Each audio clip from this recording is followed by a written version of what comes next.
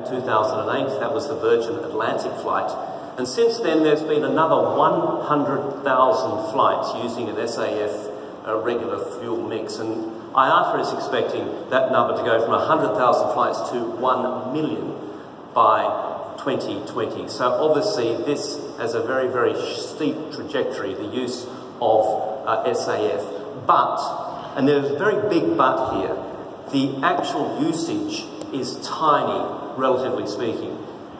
This year, the aviation industry is going to spend 140 billion US dollars on aviation fuel. 0.05% of that will go to sustainable aviation fuels. So you see there's a massive, massive lag there. And what it also says is that at this sort of ratio, ICAO is not going to reach this holy grail target it talks about of cutting fuel emissions by 50% of 2005 levels by the year 2050. It's just not going to happen if the usage of SAF stays at that sort of relative ratio to avgas. Now, we obviously at IATA and at past AGMs have spoken about the use of biofuels, but we've also, or we've always, I should say, focused on the airlines, on their perspective. Well, today we're doing it differently. We're focusing on a supplier's perspective, the producer, what their problems are, how they need to ramp up, how they can ramp up, and also, very importantly, the use of the ecosystem, the airport operators, the plane makers, the airlines, and of course the producers as well. Getting that ecosystem together, pushing in the right direction to achieve these emission goals. So, I'd like to introduce you now to Matti Levanen. Matti is the CEO and chair of Neste. And Neste is a Finnish-based oil producer. It's one of the world's leading producers of sustainable fuel. And is, in fact, the world's leading producer of diesel, as well as a growing force in SAF as well. The company, 10 years ago, if I'm right, was a $3 billion market cap. Today it's a $22 billion market cap. Gives you an idea of the interest by the investment community in companies like yours in sustainable products. So, Matti Levanen, welcome this morning. Thank you very much. Great to be here. Okay, let's start with basically just your SAF, your sustainable aviation. What's it made from? What's the feedstock? And what sort of impact does it have on the emission level? Thank you. Very good question, Andrew. Probably put the people here on stage. So we started 10 years back, so we create our own technology, and nobody believed that you could replace fossil fuel. And we have replaced the fossil fuel. So it's a drop-in product. So you could put it and blend whatever ratio you want. We started to use palm oil, but it's not sustainable. Today we are using 13 different feedstock, 1-3. So all our feedstock, it's over 3 million tons, is coming from waste and residues like waste animal fat, used cooking oil, waste fish fat, technical corn oil, acid fat distillates, all kind of things. And think about it, that we did that in the last 5 years. We changed our feedstock mix. And so what's that mean? It means that CO2 emission, we are able to reduce 80%. But not only the CO2 emission, but also the NOx, 20%. And the particles, 40%. And I put you on perspective. So last year we reduced 8.3 million tons CO2 emission. 8.3 million tons.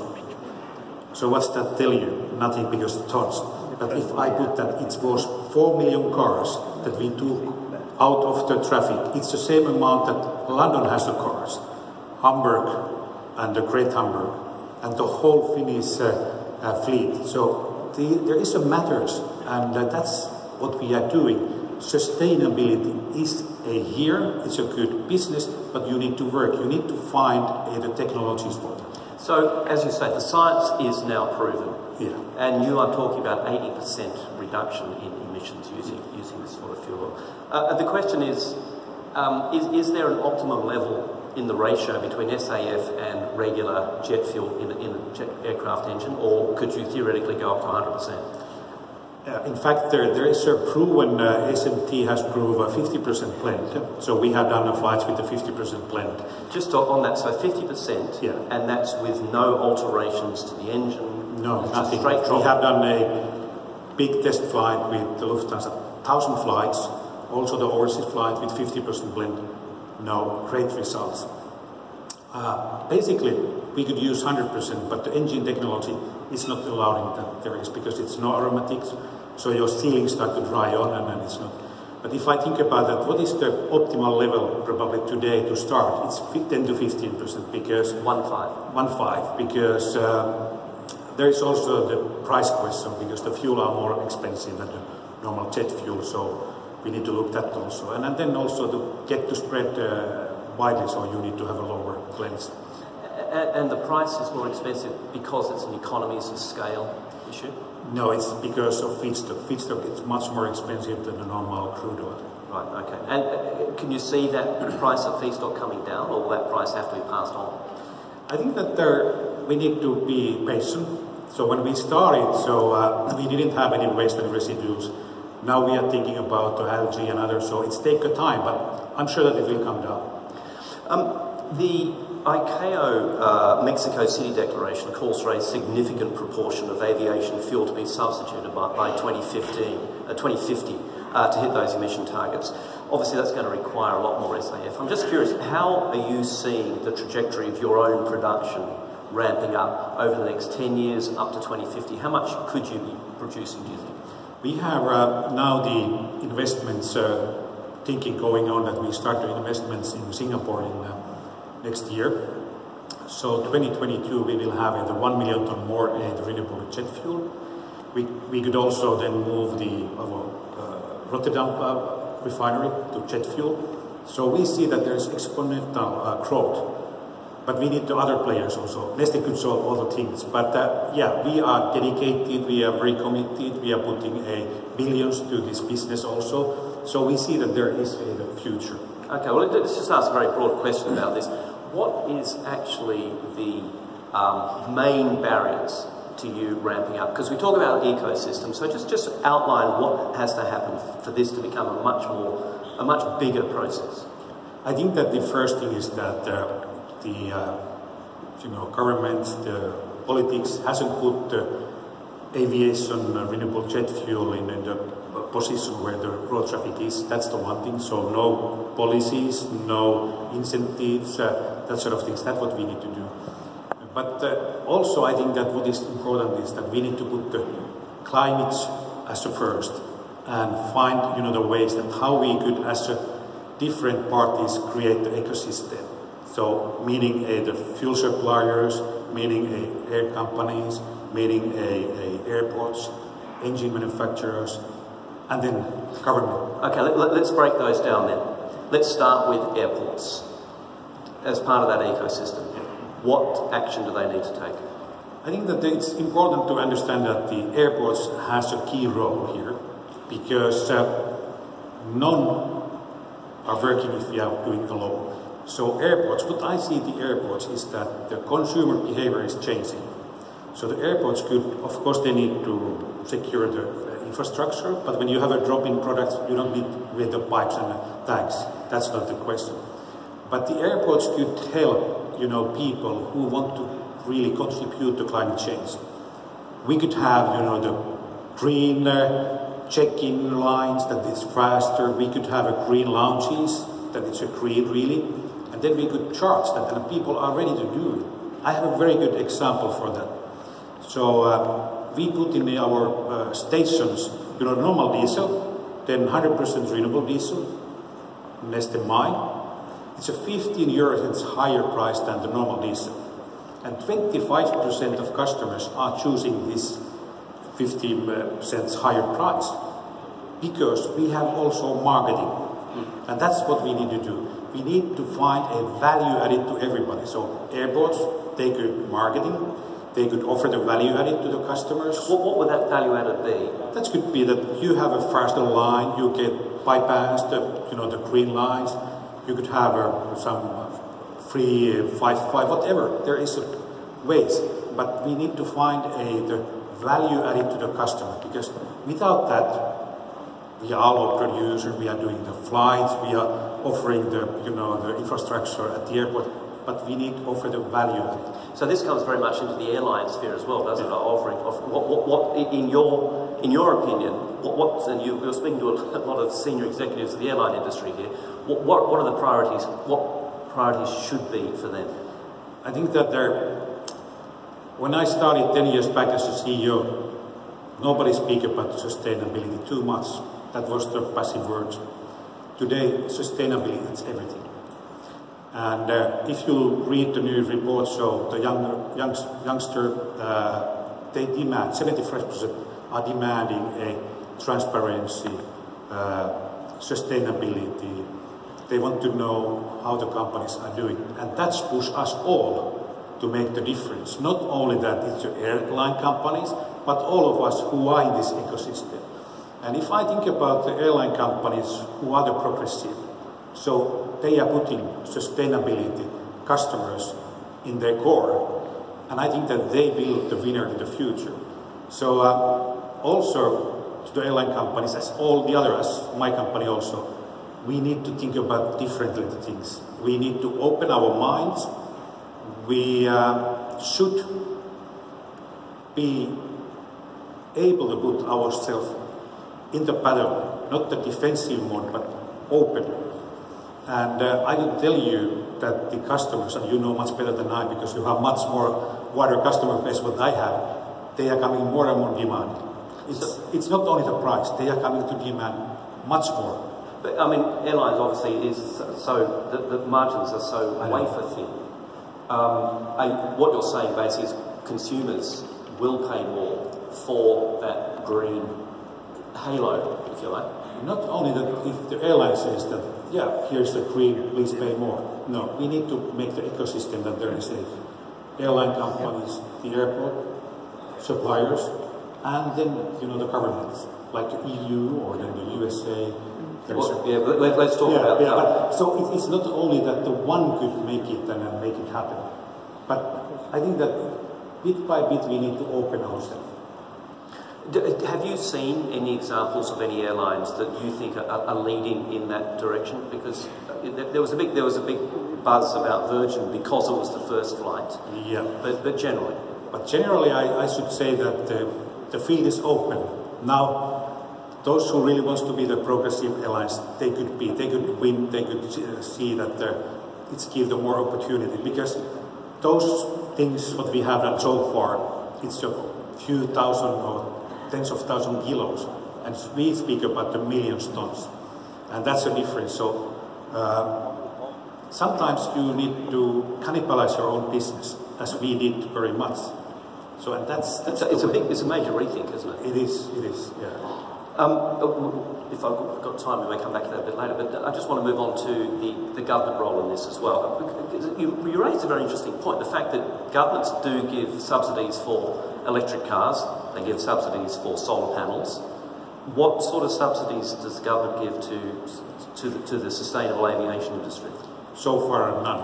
And that is something that strikes me, because the aviation has a huge CO2 emission. And also, if you think about it, the aviation will increase 5 to 7% per year, so it will increase. So I think that the governments, like EU and USA, they should start to think about how they could support also the decarbonized aviation.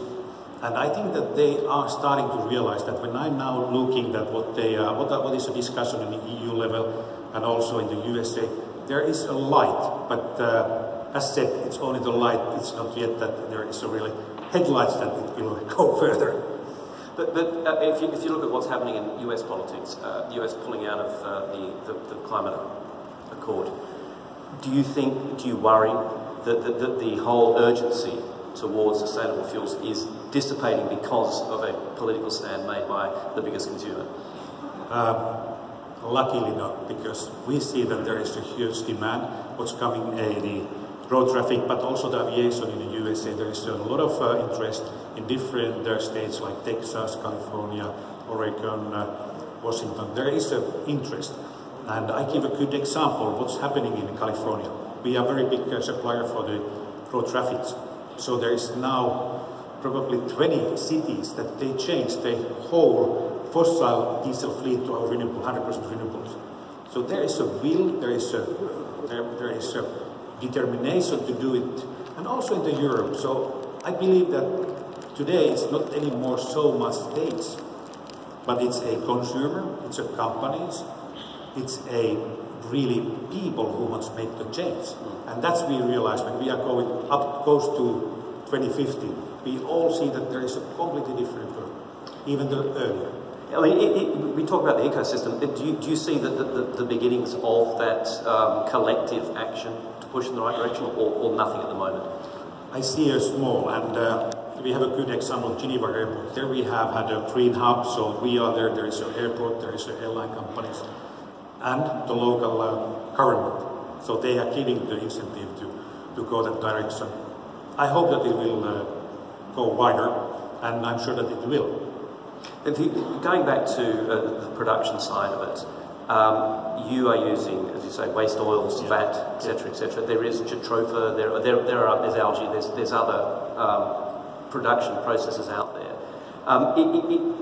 Have you reached? Is there a critical mass where by 2050 there will be enough different types of SAF to put into planes to actually get it to those emission levels? Do you think?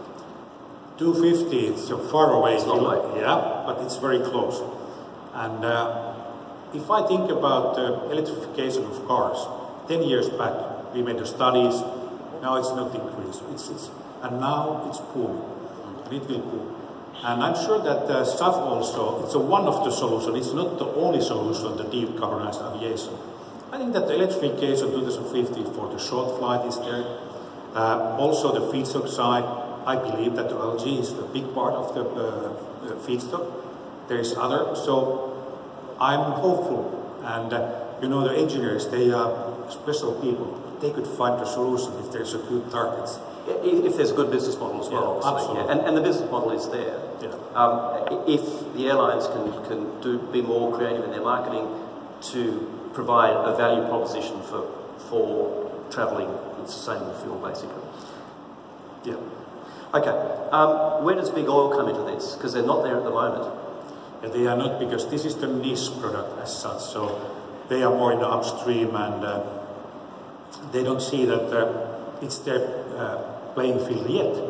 But when we are going 2050 and we see that there is a huge demand, they are probably, but not at the moment.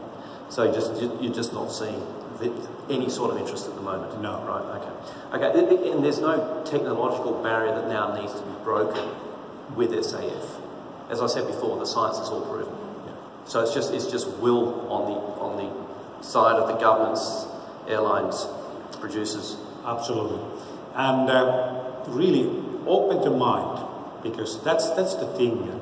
And also I think that here's a lot of people that they have probably never heard that there is a product as such, that it's a replaceable. And that's the thing that there is.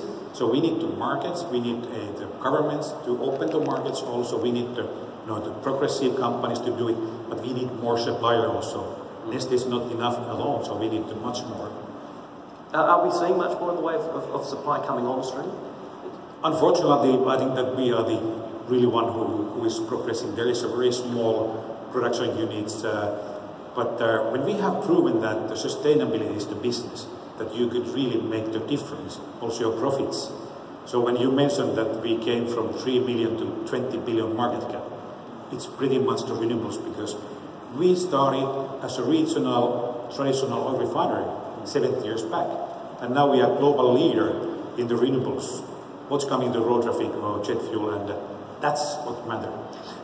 And just on renewables, sustainable renewables is the key phrase here, sustainable. I mean, can we produce enough renewables which does not encroach on the food chain, that doesn't encroach on tearing down forest trees, for example?